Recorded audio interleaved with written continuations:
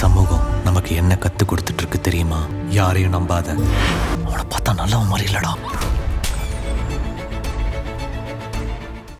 சரி, என் பொண்ணு சந்தோஷத்துக்காக நான் என் உயிரை கூட விட்டுடுறேன்.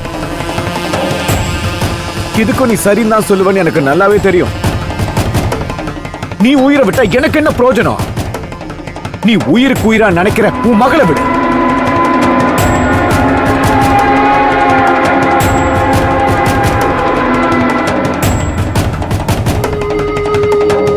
புரியல?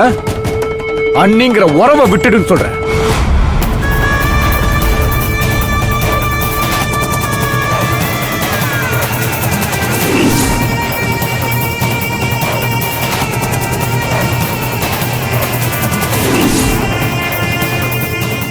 நீ எல்லாம் சபைக்கு வந்து என் முன்னாடி நிக்கிறதுக்கு தகுதியே இல்லாதவன். உன் முகத்துல முழிச்சாலே கெட்டது நினைக்கிறவனா? உன்னை எதிர வச்சுக்கிட்டு என் பையனுக்கு சம்பந்தம் பண்ணணுமா? உன் வீட்டை பொறுத்த வரைக்கும் எல்லாமே நீதான். நாளைக்கு மண்டபத்துல நிச்சய மேடையில கண்டிப்பா உன்னதான் உன் வீட்டு ஆளுங்க உட்கார வைப்பாங்க. அது எனக்கு சுத்தமா பிடிக்கல. உன்ன மாதிரி புருஷன் இல்லாத பொண்ணுங்க பொது சபைக்கு வர்றது எனக்கு பிடிக்காது. அதுவும் மேடையில எனக்கு எதிரா இருப்பேன்னு நினைச்சாலே கடுப்பாகுது. முதல்ல இதெல்லாம் நல்ல சகுனமே இல்ல. வாழ வேண்டிய பசங்களோட வாழ்க்கைய நீயே முன்ன வந்து கெடுத்து விட்டுறாத. அதனால எந்த தடங்களும் இல்லாம நல்லபடியா நடக்கணும்னா நீ நாளைக்கு மண்டபத்துக்கு வரவே கூடாது.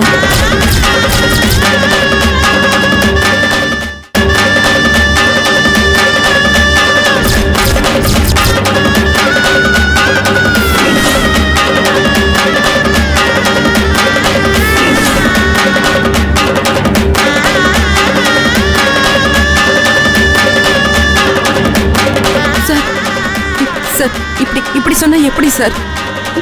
நாளைக்கு நடக்க போறது என் பொண்ணோட நிச்சயம்.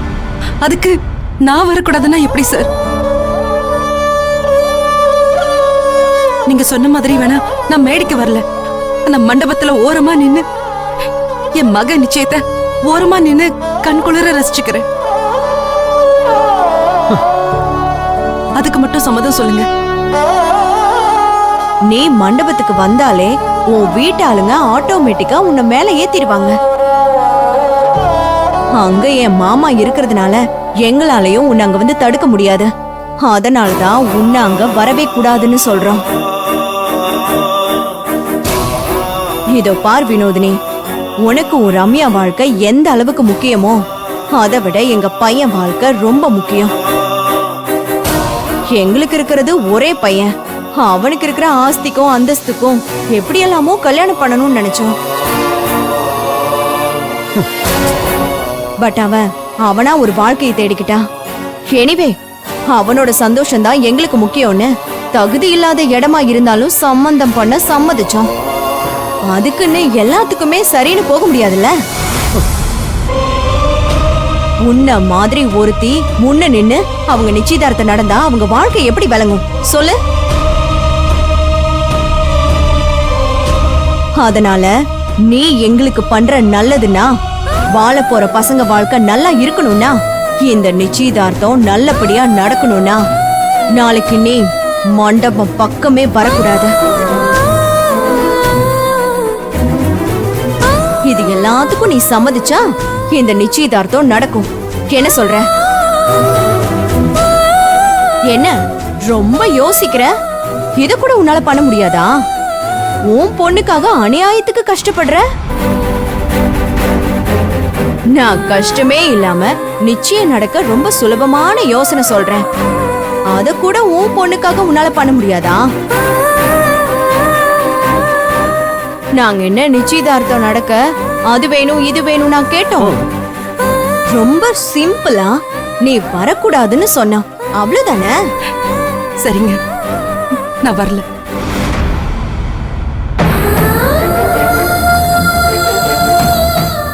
நீங்க சொன்ன மாதிரி நான் மண்டபத்துக்கு வரல. ஆனா ஆனா நீங்க எனக்கு ஒரு சத்தியம் பண்ணி கொடுக்கணும்.